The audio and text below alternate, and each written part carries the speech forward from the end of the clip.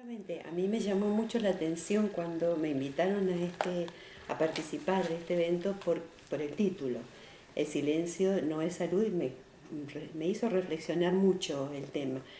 Es justamente una propuesta cultural de la época de la dictadura militar, de que el silencio es salud, un poco para aislar a la población y generar una ruptura y una fragilidad en los lazos sociales, de modo de ir imponiendo un modelo que, además de ser un modelo político, ideológico, es un modelo cultural, que va instalando un modo de relacionarse en la sociedad.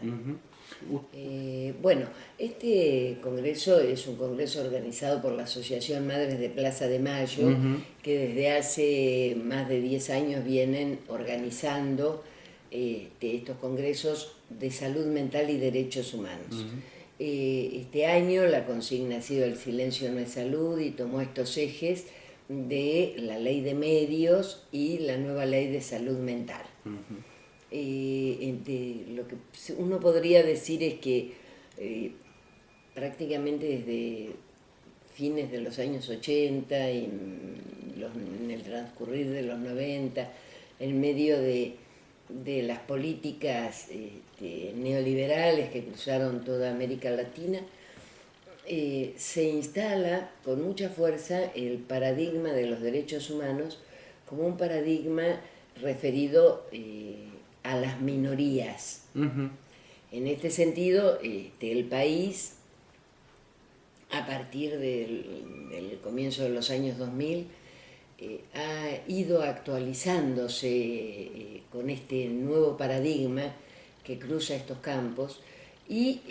el campo de la salud mental, el campo de la infancia, con las leyes, bueno, que Mendoza fue una de las primeras que cambió su ley de infancia en el país, con el paradigma de la Convención Internacional de Derechos del Niño, que es también un tratado de derechos humanos.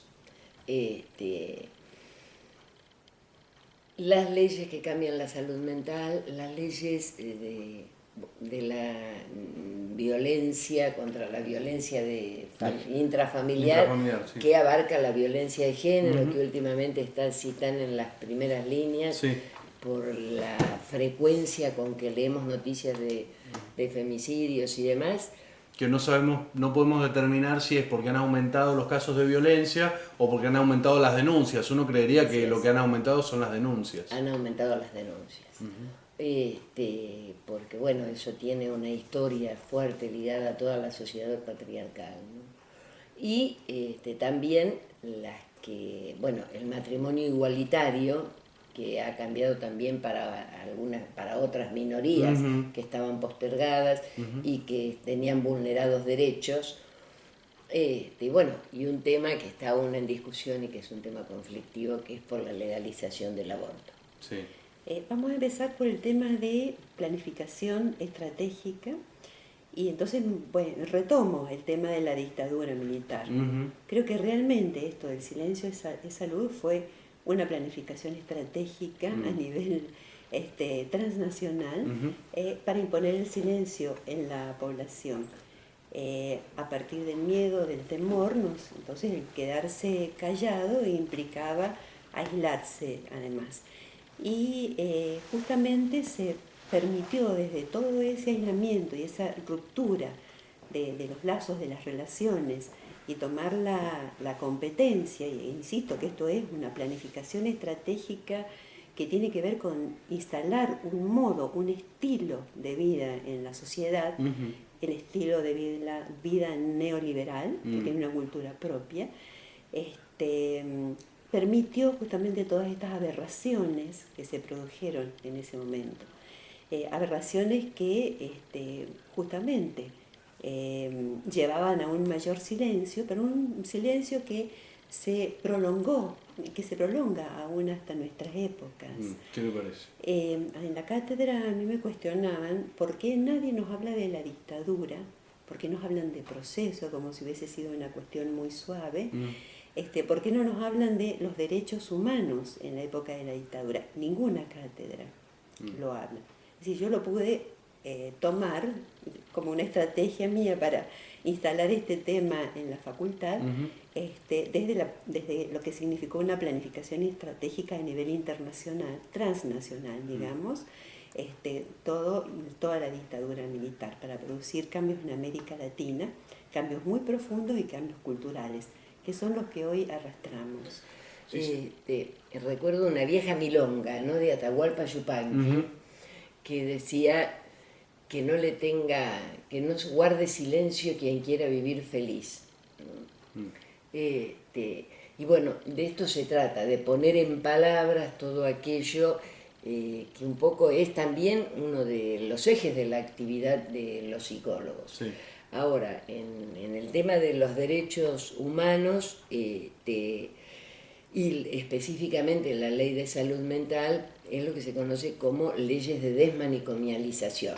Bien. O sea, son las leyes, es una ley, específicamente el nombre de la ley es para personas con padecimientos mentales, ¿no? Pero para romper esta cuestión de lo que se conoce como la estrategia del encierro, que durante años ha afectado a las personas que pierden la razón, ¿no? Aislemos a los locos, básicamente, para decirlo. Bueno, esto es una cuestión que está ahí.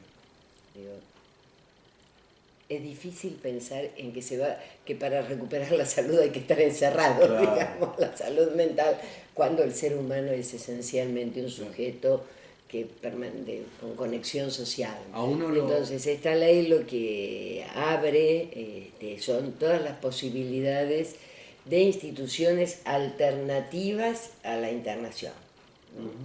Alternativas a la internación y además una escala de instituciones, un recorrido para el alta, porque el enfermo mental muchas veces ha perdido el contacto con su familia, son 25, 30 años de internación en algunos casos, y entonces uno ahí debe pensar lo que significa si uno hubiera pasado 30 años encerrado, de pronto una cosa tan simple como salir y tener que cruzar una calle ahora después de 30 años, ¿no?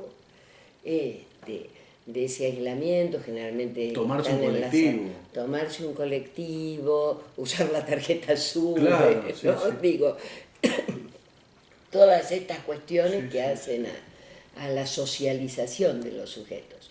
Y realmente en este caso específico la cuestión del silencio alude a cómo se ha mantenido silenciado el tema de los hospitales psiquiátricos conocidos como manicomios. Sí, sabe que lógicamente con el tema de derechos humanos que tenemos ahora la posibilidad de los juicios a genocidas acá en Mendoza, un actor muy querido nuestro, el profesor David Blanco, claro, al poder hablar, al poder expresar, sacarse algo que no lo había hablado con nadie, que es lo que él vivió cuando estuvo preso durante la dictadura, que eran vejámenes, eran cosas realmente terribles, eso le produjo tal impacto en su salud, algo que tenía, que al poco tiempo murió de un infarto, es decir, está totalmente relacionado.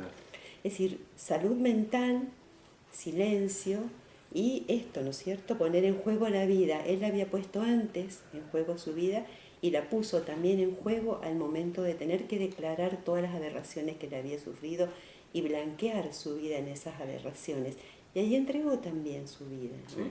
Claro, que tenía la necesidad de silenciar a través del terror a la población y que se ha instalado. Es decir, yo creo que justamente en esta época en donde tenemos tantas posibilidades de comunicarnos, que organizamos grandes eventos y nos comunicamos con el exterior vía Skype, podemos hablar, está justamente la otra contrapartida, la contracara de esta comunicación, que nos hace vivir en soledad porque vivimos esta cultura neoliberal que nos dijo, bueno, tenés que aislarte, quedarte solo trabajando, clases virtuales, donde aceptamos lo que dice el profesor en silencio, ¿no es cierto? el profesor nos envía lo que él ha elaborado, respondemos y no hay posibilidad de diálogo, no hay posibilidad de debate. Entonces, en el tiempo de los grandes avances de los medios de comunicación, que los apoyo y no estoy en contra, creo que además esto ha sido utilizado también estratégicamente para distanciar a la población, evitar que la gente se junte, porque creo que el hecho de encontrarse cara a cara, de poder decirse cosas, de poder hablar de la comunicación de los gestos, del contacto con el cuerpo, de la mirada, es saludable y es salud mental, es parte de la salud mental. Claro. Sí, yo creo que para promover la salud mental es muy importante los encuentros, el volver a esta mirada colectiva de los grupos que pueden dialogar, debatir, decir lo que piensan con toda libertad. Y hacia allí creo que también tiene que haber un cambio en las universidades, salir de estas cátedras magistrales. Yo recuerdo cuando en la década del 90 yo decía que seguía trabajando según la mirada de Pablo Freire, el gran docente que discute el tema de la educación bancaria. Me decían que me había quedado en la década de los 70, que estaba desactualizada, que no me había ayornado, no estaba con la nueva mirada, era la mirada neoliberal, donde se imponía nuevamente la mirada del docente. Y creo que tenemos que modificar el estilo, los docentes, y volver a esta posibilidad de diálogo que también se rompió, que se estaba construyendo y se rompió con toda esta trayectoria histórica tan negra que hemos vivido, de la cual nos estamos recuperando, yo creo que justamente gracias a los jóvenes, ¿no? Con mucha potencia y energía por parte de los jóvenes.